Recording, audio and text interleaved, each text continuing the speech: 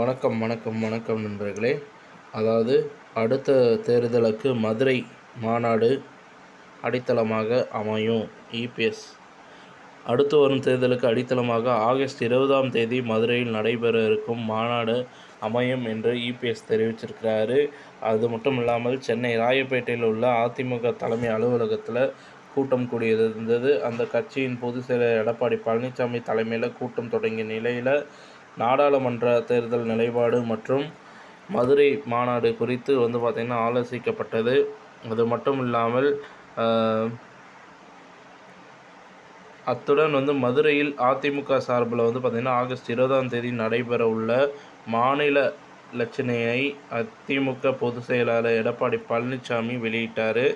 இந்த நிலையில் அதிமுக மாவட்ட செயலாளர் கூட்டத்தில் பேசிய அவர் பார்த்திங்கன்னா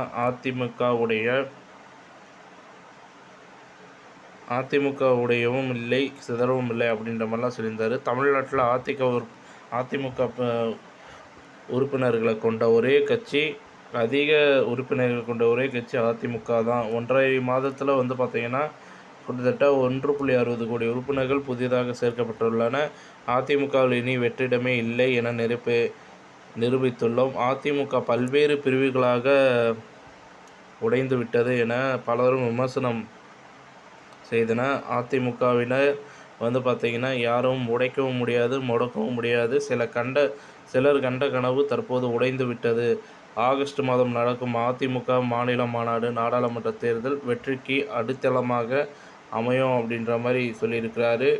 அது மட்டும் இல்லாமல் மேகதாது விவாகரத்தில் பார்த்திங்கன்னா கர்நாடக காங்கிரஸ் பார்த்திங்கன்னா புது நாடகத்தை அரங்கேற்றியிருக்கிறாங்க.